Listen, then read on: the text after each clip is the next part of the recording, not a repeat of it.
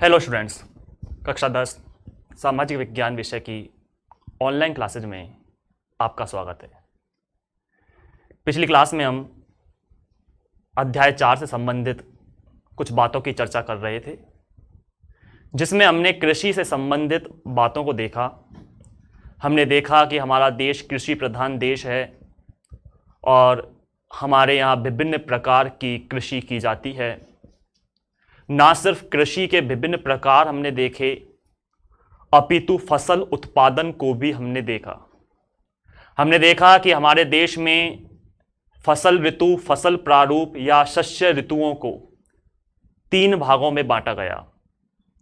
मौसम के आधार पर, सर्दी, गर्मी और बरसात के आधार पर फसलों का डिवाइडेशन किया गया, जिसमें रबी, खरीफ और जायद की फसलों को शामिल किया जाता है।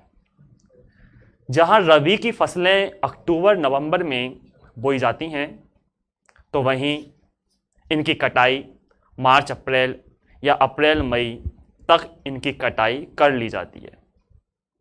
खरीफ की फसलों को मानसून के आगमन के समय बोया जाता है, वहीं अक्टूबर तक इनकी कटाई कर ली जाती है। वहीं जायद फसलों की बात करें तो मार्च अप्रैल के अंतर्गत इनकी बुवाई शुरू होती है और लगभग मई जून तक इनको काट लिया जाता है। तो कहने का आशय, हमारे देश में भूमि को पड़ती नहीं छोड़ा जाता, अर्थात रिक्त नहीं छोड़ा जाता, क्योंकि आज भी देश की लगभग 55% आबादी ऐसी है जो कृषि कार्य में संलग्न है। बहुत से लोग, या कह सकते हैं वो 55% आबादी, जिनकी आजीविका का मुख्य साधन कृषि ही है, इसलिए वह वर्ष के किसी भी मौसम में रिक्त रहना, खाली रहना पसंद नहीं करते। ऐसे में पूरे वर्ष भर कृषि कार्य किया जाता है। हमारे देश के अंतर्गत खाद्य और अखाद्य दोनों प्रकार की फसलों को बोया जाता है। खाद्य फसलें यानी खाद्यान्न फसलें वे फसलें होती हैं जिनको भोजन के रूप में काम में लिया जाता है, जैसे गेहूं है, चावल है, बाजरा है, मक्का है, अन्य प्रकार के अनाज शामिल होते हैं जो खाने के काम में आते हैं। जबकि अखाद्य फसलें वे फसलें होती हैं जिन्हें खाने के काम में नहीं लिया जाता, जैसे रबर है, कपास है, चाय है, कॉफी है, ये अखाद्य फसलों में शामिल की जाती हैं। तो भारत के अंतर्गत सभी प्रकार की फसलें उत्पादित की जाती हैं। हालांकि अगर ऐतिहासिक पृष्ठभूमि को समझने का प्रयास करें तो प्राचीन समय में लगभग 500 साल पहले हमारे देश के अंतर्गत बहुत सी चीजें ऐसी थीं जिनके बारे में हमें जानकारी ही नहीं थी।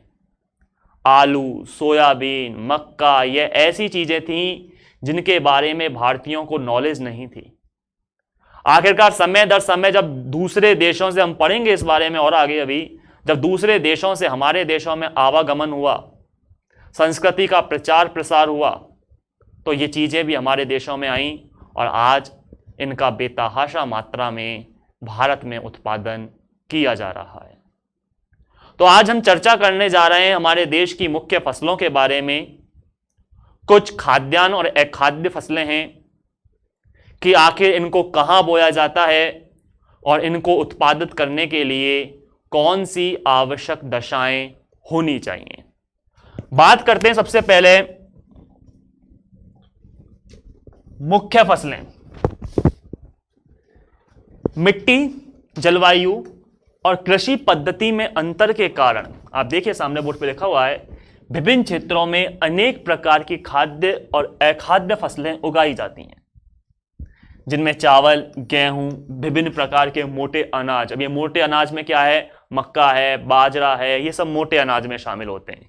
विभिन्न प्रकार की दालें जो दलहन फसलों में शामिल होती हैं। चाय, कॉफी, गन्ना, तिलहन, कपास, जूट, ये व्यापारिक फसलों में शामिल होती हैं। यानी हमारे भारत में तमाम फसलों का उत्पादन किया जाता है। शुरुआत करते हैं टॉपिक की। सबसे पहला आता है चावल।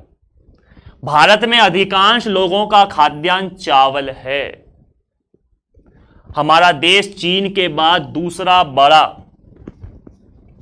चावल उत्पादक देश माना जाता है। सबसे पहले इस मानचित्र को जरा समझें।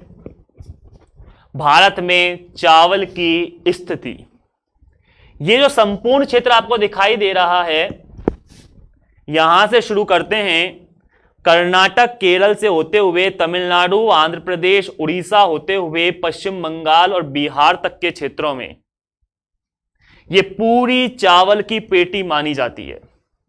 चावल एक दलदली फसल में शामिल होता है जिसको डेल्टाई फसल भी कहते हैं, और ये फसल उन क्षेत्रों में उत्पन्न होती है जहां पानी की मात्रा अधिक हो। क्योंकि एक बार चर्चा भी की थी कि चावल की फसल के लिए अति आवश्यक जो परिस्थिति है वो यह है कि इसकी जड़ लगभग 75 दिन तक पानी में डूबी रहनी चाहिए। अब ऐसे में ये पूरा समुद्री क्षेत्र है, अरब सागर, बंगाल की खाड़ी, यहां से समुद्री क्षेत्रों से लगातार जल की प्राप्ति होती रहती है, नमी की प्राप्ति होती रहती है। साथ ही यहां कुछ नदियां भी प्रवाहित होती हैं, जिनके कारण ये पूरी जो बेल्ट है, पूरा जो एरिया है, वो चावल के उत्पादन के लिए जाना जाता है। यहां दक्षिण की अगर मैं बात करूं राज्यों के हिसाब से, तो ये राज्य आपका कर्नाटक आता है। फिर दक्षिणवर्ती क्षेत्र में ये केरल है, तमिलनाडु जिसकी चर्चा मैंने एक बार भी की थी पहले भी, तटीय क्षेत्र आंध्र प्रदेश,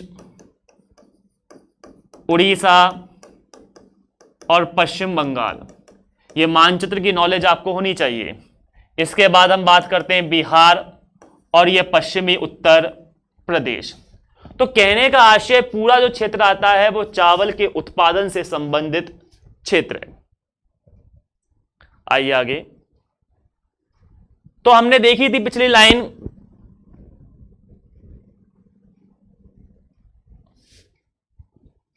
कि हमारे देश चीन के बाद चावल उत्पादन के मामले में दूसरा स्थान रखता है। यह एक खरीफ की फसल है और इसे उगाने के लिए तापमान 25 डिग्री सेल्सियस से अधिक होना चाहिए और वर्षा 100 सेंटीमीटर से अधिक होनी चाहिए। ये कुछ क्राइटेरिया दिया गया है। अब इसका मतलब ये नहीं कि 25 डिग्री सेल्सियस से अधिक है तो अगर 24 डिग्री हो गया तो चावल बना कर देगा, नहीं मैं तो उत्पन्न नहीं हूं, या वर्षा 100 से कम हो गई, 99 रह गई तो चावल मना कर देगा, नहीं। लगभग एक क्राइटेरिया दिया गया है हमें कि लगभग 25 डिग्री सेल्सियस से अधिक तापमान होना चाहिए, मतलब क्षेत्र होना चाहिए उष्ण यानी गर्म क्षेत्र, और वर्षा लगभग 100 सेंटीमीटर से अधिक होनी चाहिए, यानी अधिक वर्षा और अधिक तापमान इसके लिए आवश्यक होता है। यदि वर्षा कम है तो हमें आवश्यकता पड़ती है सिंचाई की, क्योंकि ये एक ऐसी फसल है जिसकी मैं बार बार चर्चा कर रहा हूं, ये एक ऐसी फसल है जिसके लिए पानी की आवश्यकता अधिक होती है। लगभग 75 दिनों तक पानी इसकी जड़ों में रहना चाहिए। और सबसे बड़ी बात है कि यह समतल इलाके में ही पैदा होगा। क्या हो सकता है कारण इसका कि इसे ढाल वाले क्षेत्रों में या पहाड़ी क्षेत्रों में पैदा नहीं किया जा सकता? आखिर क्या कारण है कि समतल भागों में ही इसकी खेती होती है? बहुत नॉर्मल है। कारण है कि समतल भागों में पानी रुक सकता है, पानी का भराव हो सकता है, जबकि ढाल वाले क्षेत्रों में पानी बहकर शीघ्र अतिशीघ्र नीचे आ जाएगा। ऐसी स्थिति में पौधों की जड़ों में पानी रुक नहीं सकता, जबकि आवश्यकता है। बार बार बता रहा हूं, ये इंपॉर्टेंट है, इसीलिए इस बात पर जोर दे रहा हूं कि इसकी जड़ों में लगभग 75 दिनों तक पानी रुका रहना चाहिए। आइए आगे चलते हैं। चावल उत्तर और उत्तर पूर्वी मैदानों, तटीय क्षेत्रों और डेल्टाई प्रदेशों में उगाया जाता है। डेल्टाई मतलब दलदली प्रदेशों में नहरों के जाल और नलकूपों की सघनता के कारण है। जिन क्षेत्रों में सिंचाई सुविधा बेहतर है उनके कारण पंजाब, हरियाणा, पश्चिमी उत्तर प्रदेश और राजस्थान के कुछ कम वर्षा वाले क्षेत्रों में भी इसको उगाना संभव हो पाया। राजस्थान में सर्वाधिक मात्रा में चावल गंगानगर में होता है। और गंगानगर नहरों के लिए मुख्यतः जाना जाता है। राजस्थान की जीवन रेखा, राजस्थान की लाइफलाइन इंदिरा गांधी नहर गंगानगर, जैसलमेर, बाड़मेर को सिंचित कर रही है। हरी के बैराज से इसका उद्गम होता है और राजस्थान के अंतर्गत ये भारी मात्रा में सिंचाई सुविधा उत्पन्न करा रही है। तो राजस्थान का गंगानगर ना सिर्फ चावल के मामले में प्रसिद्ध है, अपितु गेहूं का भी उत्पादन यहां पर अधिक होता है। इसीलिए राजस्थान का अन्न का कटोरा गंगानगर को कहा जाता है। कंपटीशन एग्जाम की दृष्टि से महत्वपूर्ण प्रश्न आते हैं ये कि राजस्थान का अन्न का कटोरा गंगानगर, और भारत का अन्न का कटोरा वो है उत्तर प्रदेश, जहां उत्तर प्रदेश में सर्वाधिक मात्रा में गेहूं की पैदावार होती है और गेहूं के साथ साथ चावल की भी पैदावार की जाती है। इसलिए राजस्थान का अन्न का कटोरा गंगानगर है और भारत का अन्न का कटोरा उत्तर प्रदेश को जाना जाता है। हम करेंगे अभी गेहूं के बारे में चर्चा। आइए आगे। गेहूं भारत की दूसरी सबसे महत्वपूर्ण खाद्यान्न फसल गेहूं। अब आप सोच रहे होंगे ऐसे कैसे? गेहूं को तो सर्वाधिक लोग खाते हैं, तो फिर यह दूसरी खाद्यान्न फसल कैसे बनी? ध्यान दीजिए, गेहूं आप खाते हैं, हम खाते हैं, यानी उत्तर भारत के लोग खाते हैं। पूरी दक्षिणवर्ती जो क्षेत्र है वो चावल का ही इस्तेमाल करती है, इसलिए चावल के बाद स्थान आता है गेहूं का। अभी हम मानचित्र के माध्यम से भी समझेंगे। तो गेहूं भारत की दूसरी सबसे महत्वपूर्ण खाद्यान्न फसल है जो देश के उत्तर और उत्तर पश्चिमी भागों में पैदा की जाती है। मैंने कहा ना कि उत्तर भारत के अंतर्गत गेहूं की सर्वाधिक पैदावार होती है और उत्तर भारत में भी मुख्यतः उत्तर पश्चिमी क्षेत्रों में। वो मानचित्र से देखेंगे। यह एक रबी की फसल है। हालांकि गेहूं को खरीफ के मौसम में भी बोया जाता है, लेकिन वो गेहूं ज्यादा बेहतर नहीं होता, लाल दाने का होता है। लेकिन रबी की फसल वाला गेहूं अच्छा होता है, सुनहरे रंग का होता है। तो रबी की फसल को उगाने के लिए शीत ऋतु और पकने के समय खिली धूप की आवश्यकता होती है। अर्थात कहने का आशय, बात समझिए, यह एक रबी की फसल है जिसे अक्टूबर नवंबर में बोया जाता है और मार्च अप्रैल में काटा जाता है। कटाई के समय तापमान अधिक होना चाहिए, धूप खिली हुई होनी चाहिए, आकाश स्वच्छ होना चाहिए, तभी गेहूं का दाना बेहतर होता है। अगर वर्षा हो जाए, ओस, पाला आदि ऐसी क्रियाएं हो जाएं, तो गेहूं का दाना निकलता है वो मरा हुआ पैदा होता है, अर्थात दबा हुआ, कुचला हुआ। तो इसके लिए सर्वाधिक आवश्यकता जो होती है तापमान की मैं बात करूं तो दिया नहीं गया है इसके अंतर्गत 20 से लेकर 27 डिग्री सेल्सियस तापमान गेहूं के लिए आवश्यक होता है। वहीं वर्षा की बात करें तो वर्षा लगभग 50 से 75 सेंटीमीटर वार्षिक वर्षा होनी चाहिए। आप ध्यान दीजिए, चावल के लिए जो वर्षा थी वो 100 सेंटीमीटर से अधिक, जबकि गेहूं के लिए जो वर्षा है वो 50 से 75 सेंटीमीटर के मध्य। तापमान भी यहां पर कम होता है, तो ऐसे में ये जो फसल है वो मुख्यतः शीतोष्ण कटिबंधीय क्षेत्र की फसल है। शीतोष्ण, शीत प्लस उष्ण, ना अधिक गर्मी और ना अधिक सर्दी, टेम्परेचर लगभग अनुकूल बना रहे, ना तो टेम्परेचर काफी हाई हो और ना ही टेम्परेचर काफी लो हो। ऐसे में ये फसल बेहतर तरीके से उत्पन्न हो सकती है।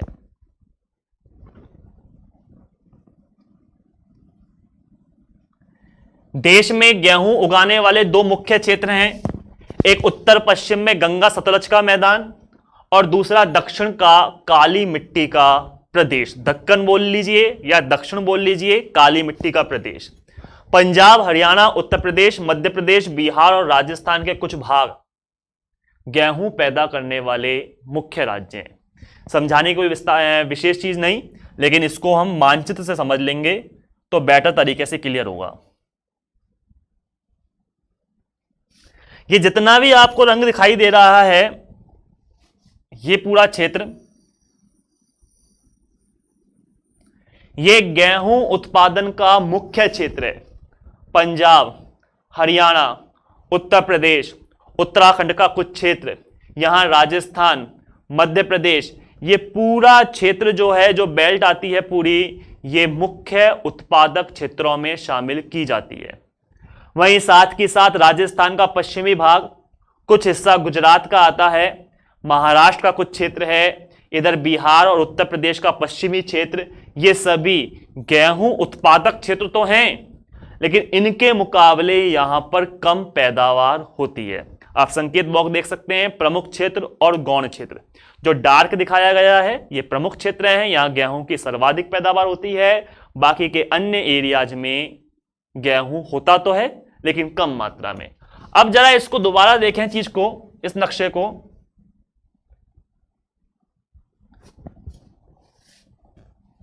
ये तो अपना गेहूं का क्षेत्र है। चावल की अगर बात करें तो यहां से तो शुरुआत हुई थी और चावल के लिए ये पूरा क्षेत्र जाना जाता है। तो आप देख लीजिए, दक्षिणवर्ती क्षेत्र पूरा चावल के लिए है और उत्तरी क्षेत्र जो है पूरा वो गेहूं के लिए है। यहां भी हमने शब्द देखा था, दक्कन का काली मिट्टी का क्षेत्र, दक्कन का पठार, ये पूरा पठार जो आता है वो दक्कन के पठार के रूप में यानी दक्षिण का पठार जाना जाता है।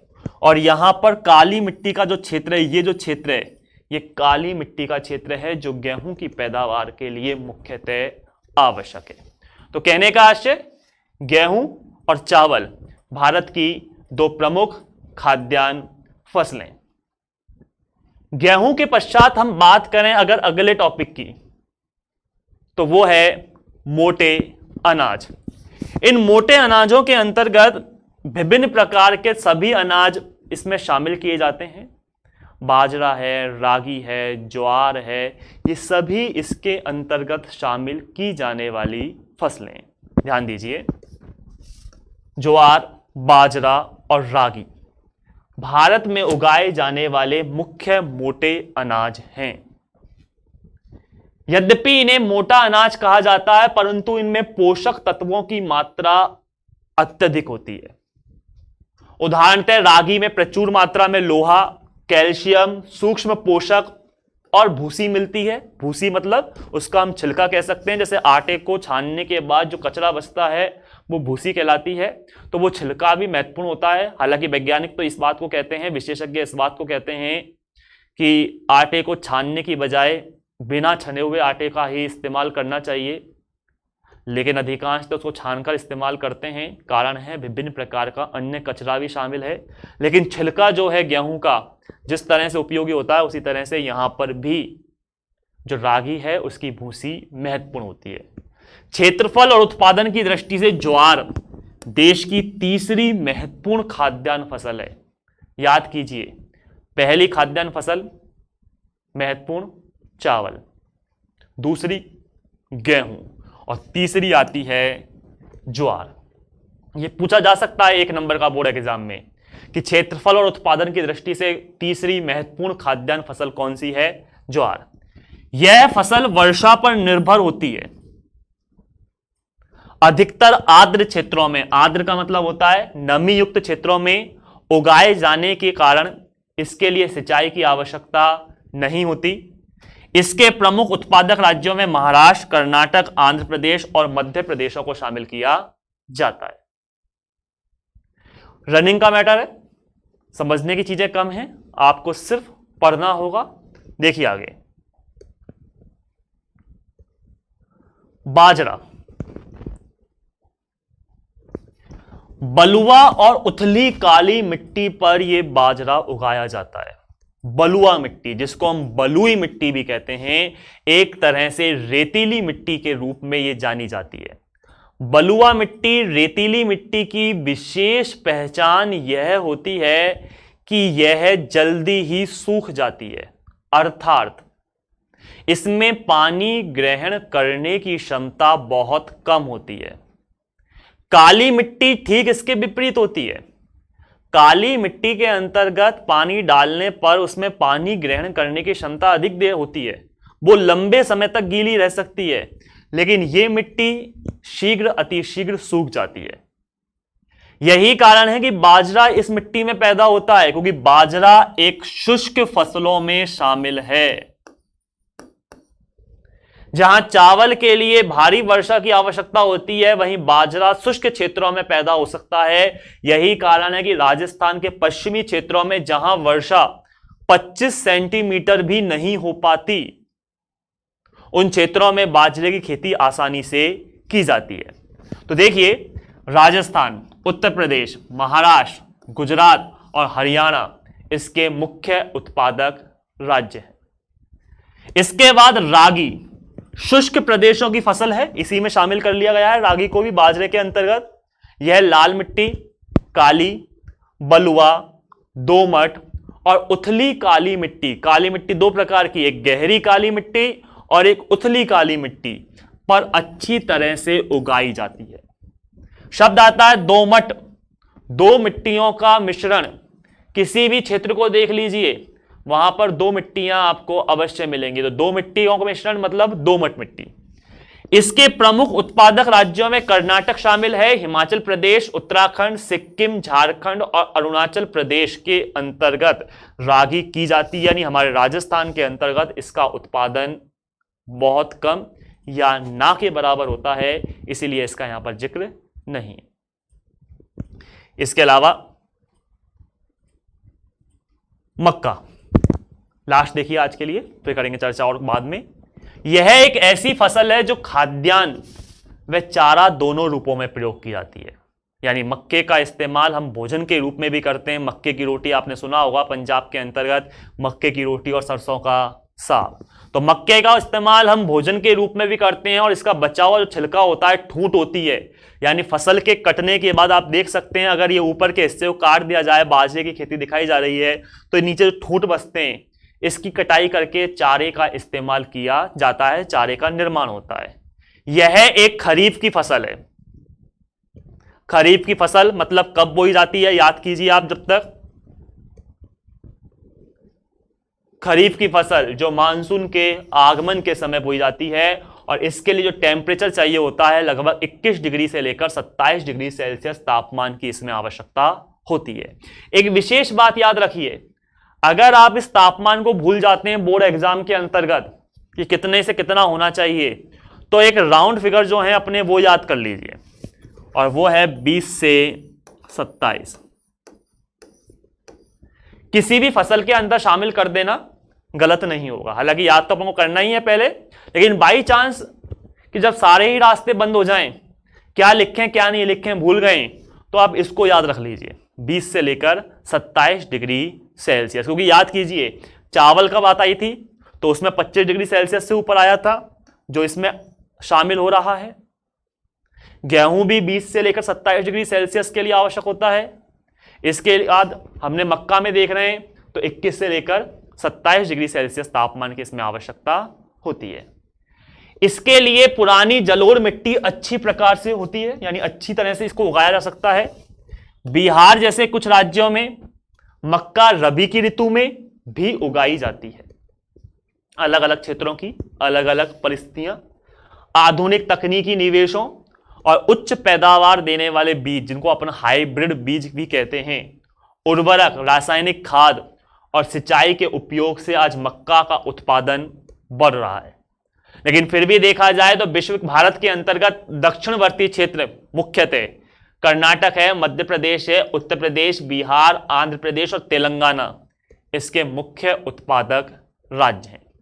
इन राज्यों की लोकेशन आप तब बेहतर समझ सकेंगे जब आप अपने सामने एक मानचित्र रखेंगे और उन मानचित्रों में इनको लिखते हुए चलेंगे, ताकि समझ सकते हैं कि कौन सा राज्य कहां पर है और किन राज्यों में कौन सी फसलें उत्पादित की जाती हैं। ध्यान रखें, ऐसा कोई भी राज्य नहीं जहां पर कोई फसल पैदा नहीं होती है। थोड़ी बहुत उत्पादन सभी जगह पर होता है, लेकिन ये जो नाम दिए गए हैं वो मुख्यतः श्रेणी में आते हैं, यानी यहां पर उत्पादन सर्वाधिक होता है। तो आज हमने कुछ महत्वपूर्ण फसलों के बारे में जाना। कुछ और भी फसलें हैं जिनकी चर्चा हम आगामी क्लास में करेंगे। साथ ही भारतीय कृषि पर वैश्वीकरण का क्या प्रभाव पड़ा, भारतीय कृषि किस स्थिति में है, इन सभी बातों की चर्चा आने वाली क्लास में। लेकिन तब तक के लिए धन्यवाद।